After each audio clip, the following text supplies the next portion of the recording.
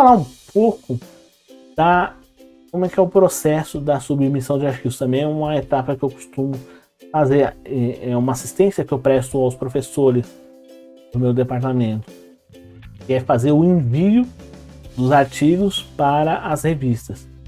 Cada periódico tem as suas próprias regras, elas variam bastante.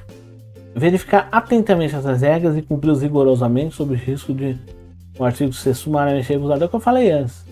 Vai submeter um artigo, vá nas regras da revista, nas diretrizes para autores, justamente para evitar que o artigo não seja aceito.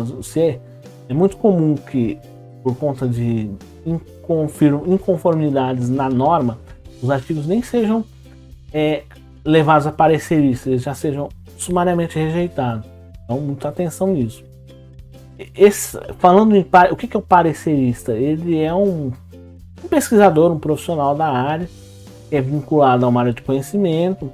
Ele faz parte de um banco de pareceristas, de um corpo de pareceristas já previamente cadastrado pela revista, só que eles são mantidos em anonimato. E eles vão fazer essa análise técnica da qualidade científica do seu artigo, se está adequado ao perfil editorial da revista, se ele atende aos requisitos mínimos que se deve atender a um artigo, tanto nos aspectos formais, mas também no uso da bibliografia, assim, as fontes utilizadas, os métodos utilizados. Há uma conformidade entre os objetivos e a metodologia. Então são vários aspectos que vão ser avaliados, não são apenas o lado formal ou a estrutura do texto. Isso também vai ser avaliado, sim.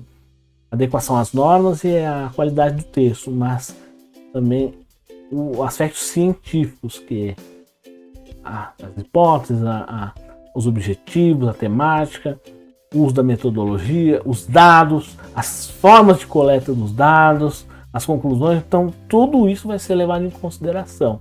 Então há uma análise formal, uma análise textual, uma análise científica.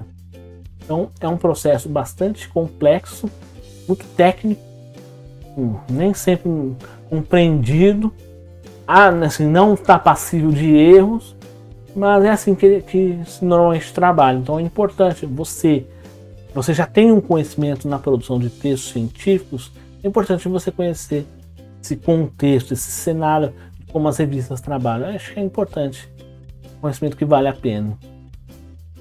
Eu até já falei aspectos formais de conteúdo. Só para deixar meio claro o que os pareceristas costumam apreciar nos artigos.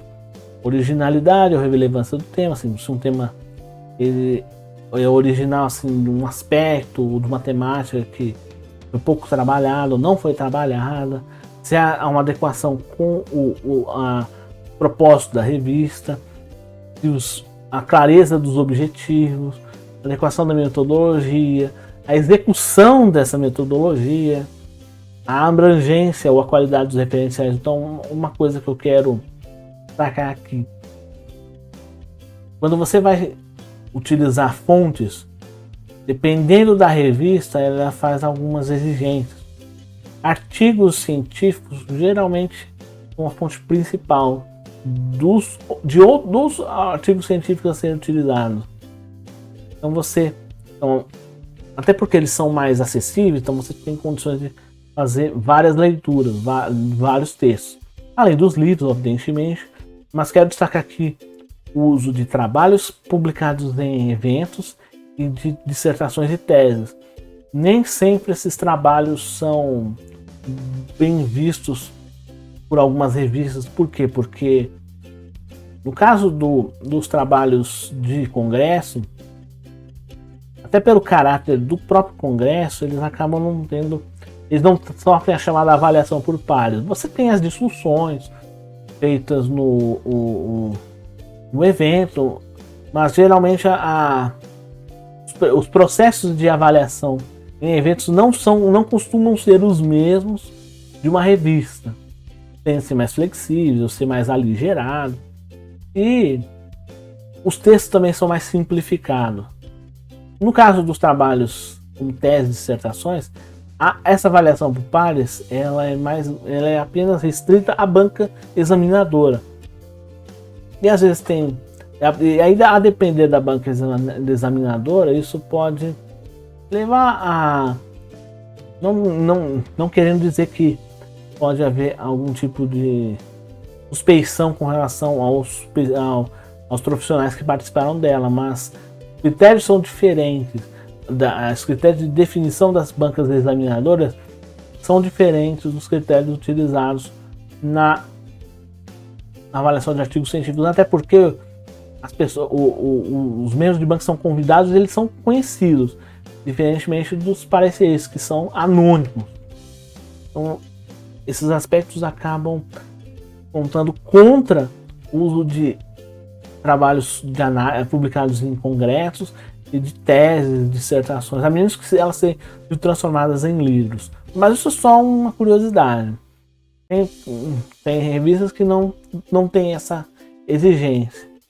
O que pode ter como exigência, e isso já é mais comum, é o corte temporal. Então, trabalhos muito antigos, muito defasados, especialmente em artigos, eles costumam ser mais limitados. Então, você só pode usar um percentual X variável de obras mais antigas.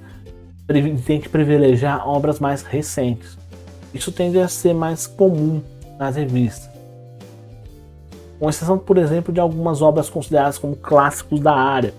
Então, se você vai citar Freud, não tem problema. Se você vai citar Skinner, não tem problema. Se você vai citar Leontiev, ou Luria, ou Vygotsky, não tem problema. Porque eles são profissionais de referência de determinadas áreas do conhecimento. No caso da psicologia que eu citei. Mas cada área tem os seus chamados, os ícones, vamos dizer assim. Os autores mais importantes.